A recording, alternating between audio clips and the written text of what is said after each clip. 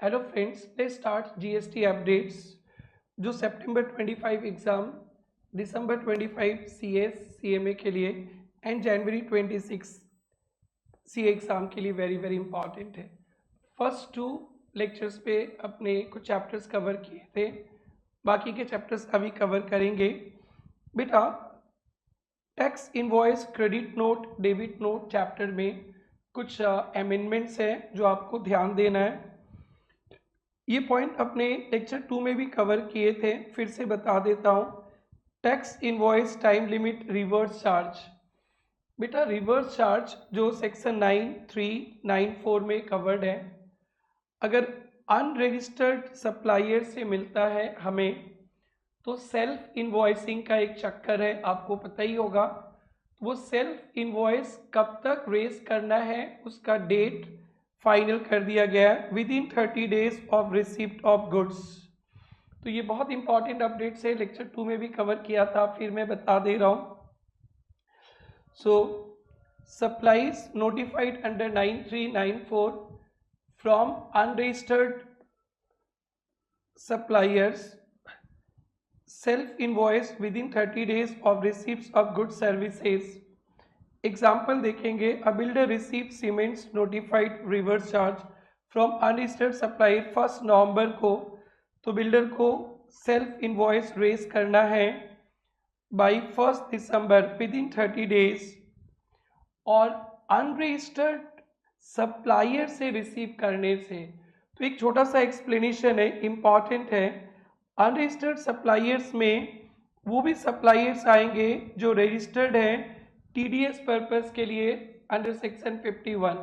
So government departments वगैरह registered हैं only for TDS purpose के लिए। इनसे अगर आपने कोई सप्लाई रिसीव किया तो भी आरसीएम में फंसेंगे और 30 डेज पे सेल्फ इनवॉइसिंग चाहिए। तो अनरजिस्टर्ड जो नॉर्मल है वो भी, और टीडीएस के लिए जो रजिस्टर्ड है वो भी अनरजिस्टर्ड माने जाएंगे। एग्जाम्पल, XYZ लिमिटेड रेसिपिएंट है, सरकारी डिपार्टमेंट जो रजिस्टर्ड टीडीएस के लिए सप्लायर है। Supplier GST status non registered for supplies only TDS के लिए है, यहाँ भी सेल्फ इनवॉइसिंग चाहिए। यहाँ पे अनरजिस्टर्ड मान लिए जाएंगे सिर्फ इस पर्पस के लिए। बेटा, इस पे एमसीक्यूज देखते हैं अंडर रूल 47A 11124 से, बहुत इंपॉर्टेंट है। When a registered person receive good service from unregistered person, so with in 30 days of receipt आपको सेल्फ इनवॉइस रेज करना है। फिर 31(3)F, registered person liable to pay tax under RCM for goods services received from a supplier who is not registered, तो भी self invoice चाहिए, और registered only for TDS तो भी सेल्फ इनवॉइस चाहिए। ये इम्पॉर्टेंट है, इस बार के एग्जाम के लिए ध्यान पे रखेंगे। बेटा, ई इनवॉइस तो आप लोग को पता ही है, लिमिट है 5 करोड़, 5 करोड़ का थ्रेशोल्ड लिमिट है। सो 5 करोड़ टर्नओवर है पैन बेसिस पे, तो ऑल B2B सप्लाईज पे ई इनवॉइसिंग जरूरी है। आपको एक छोटा सा टॉपिक ये भी पता होगा, ये ई इनवॉइस कुछ कुछ सिचुएशन पे नहीं लगता है, इसमें कोई अमेंडमेंट्स नहीं है, पहले का पढ़ा हुआ ही है, फिर भी आपको ध्यान रखना है। Banking, insurance, GTA, SEZ, passenger transport, exhibition, government departments, online information database access, या आपके सिलेबस में नहीं लास्ट वाला, इसको शॉर्ट में याद रखने के लिए बिग स्पीड के केस में ई इनवॉइस नहीं चाहिए। Banking, insurance, GTA, SEZ, passenger, exhibition, cinema वगैरह, government departments, online information database access. बेटा, कुछ एग्जाम्पल्स देखते हैं। एबीसी लिमिटेड का टर्नओवर 6 करोड़ है, करेंट ईयर में 4.5 करोड़ है, 21-22 में था, तो किसी भी साल आपका टर्नओवर 5 CR से ऊपर हो गया तो ई इनवॉइस चाहिए। क्योंकि ये लिमिट 17-18 जिस साल जीएसटी का जन्म हुआ तब से देखना है, किसी भी साल हुआ तो। कुछ एमसीक्यूज देखते हुए दोस्तों, invoice is mandatory for registered persons aggregate turnover exceeds 5 CR।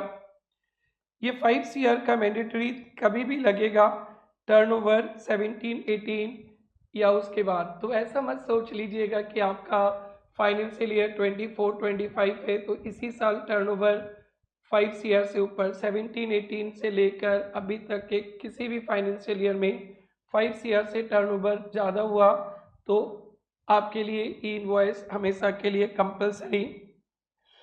बेटा, e invoice for supplies to TDS registered government entities. बेटा ये कितना कंफ्यूजन का चक्कर है। थोड़ा देर पहले देखे थे आरसीएम के केस में ई इनवॉइस, आरसीएम के केस में सेल्फ इनवॉइस। वहाँ पे जो गवर्नमेंट डिपार्टमेंट TDS के लिए थे उन्हें अनरजिस्टर्ड मानते, उनसे अपन लिया तो सेल्फ इनवॉइस। बट अपन अगर ई इनवॉइस का अगर टॉपिक चेक कर रहे हैं, ई इनवॉइस गवर्नमेंट डिपार्टमेंट्स को भी देंगे जो TDS के लिए रजिस्टर्ड है तो उन्हें रजिस्टर्ड माना जाएगा और ई इनवॉइस चाहिए। सो एकदम ध्यान रखना बेटा, आरसीए में अगर फंसे हो गवर्नमेंट डिपार्टमेंट से भी लिए तो मान लिया जाएगा गवर्नमेंट डिपार्टमेंट अनरजिस्टर्ड है इनवॉइस पर्पस के लिए तो आपको सेल्फ इनवॉइस देना है।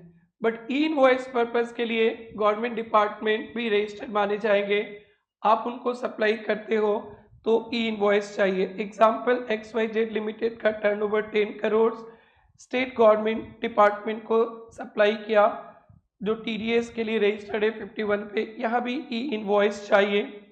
Example, e invoice is applicable when supplies paid to government department only for TDS purpose भी कवर्ड रहेंगे। अनरजिस्टर्ड तो है ही नहीं, कॉम्पोजिशन तो है नहीं, SEZ में तो है ही नहीं, सो गवर्नमेंट डिपार्टमेंट्स में भी सप्लाई करेंगे जो TDS के लिए रजिस्टर्ड है इनवॉइस चाहिए। पढ़ा हुआ था, इसमें कोई इशू नहीं है। बट वो आरसीएम के साथ पढ़ेंगे ना तो कंफ्यूजन ही आएगा। आरसीएम के सेल्फ इनवॉइस के केस में ये लोग अनरजिस्टर्ड माने जाएंगे, ई और ई इनवॉइस के केस में ये लोग B2B में कवर्ड हो जाएंगे। सो आपको ध्यान रखना है। नेक्स्ट है बेटा, अकाउंट्स रिकॉर्ड्स में एक छोटा सा अमेंडमेंट है। कभी जीएसटी अंकल आपके पास आए और आपने fail to account for good services, कोई गुड सर्विसेज का अकाउंट दे नहीं पाए तो जीएसटी अंकल मान लेंगे वो आपने सप्लाई किया, आपका डीम्ड सप्लाई मान लेंगे जितना सामान का आप कोई जवाब नहीं दे पाए और आपसे टैक्स ले लेंगे फ्रॉड के केस में और उस पर ITC भी नहीं मिलेगा। So registered person fails to account for good services, officer will determine tax liability as if supply by the person, ITC not allowed. If a registered person fails to account for good services, unaccounted goods will be deemed to have been supplied by that person and tax भी देने का है और ITC भी आपको नहीं मिलेगा। तो ध्यान रखना बेटा, छोटे छोटे अमेंडमेंट्स है। बेटा ई-वे बिल में भी एक छोटा सा अमेंडमेंट है, एक छोटा सा ई-वे बिल के लिए रूल 138(3) पे छोटा सा एक अमेंडमेंट है।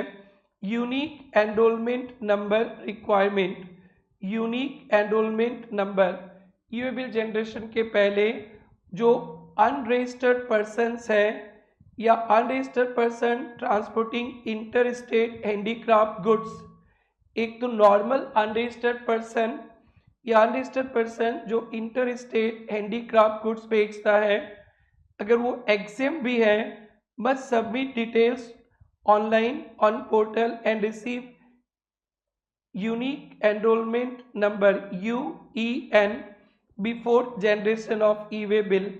Unique enrollment number unregistered persons को या unregistered person transporting interstate handicraft goods exempt भी है, इनको पहले एक यूनिक एनरोलमेंट नंबर जनरेट करना पड़ेगा। एग्जाम्पल, रीना आर्टिशियन है, हैंडीक्राफ्टेड डेकोर गुड्स सप्लाई करती है, अनरजिस्टर्ड है, तो इन्हें यूनिक एनरोलमेंट नंबर जनरेट करना पड़ेगा बिफोर जनरेटिंग ई-वे बिल। ध्यान रखेंगे, ये छोटा सा अमेंडमेंट है। ये 11/2/2025 से अमेंडमेंट आया है, तो जो सितंबर वाले बच्चे फरवरी तक का अमेंडमेंट आता है तो इसको ध्यान देना। Unregistered person must obtain unique enrolment number for generating e-way bill, submitting details online portal, and those transporting interested handicraft goods voluntary और जनरेटिंग ई-वे बिल, इनको यूनिक एनरोलमेंट नंबर जनरेट करना है। 2 MCQs है।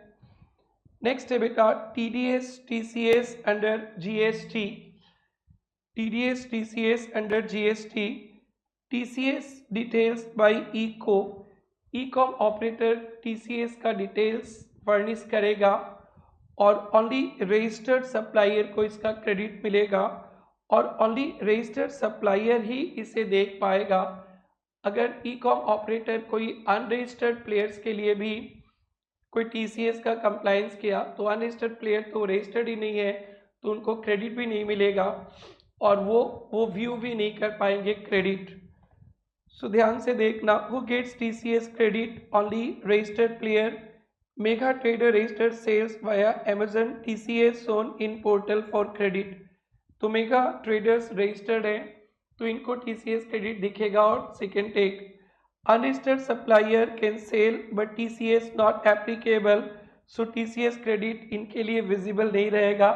अंकित unregistered sales on Amazon, no TCS, unregistered है, no TCS, so no detail share on GST portal.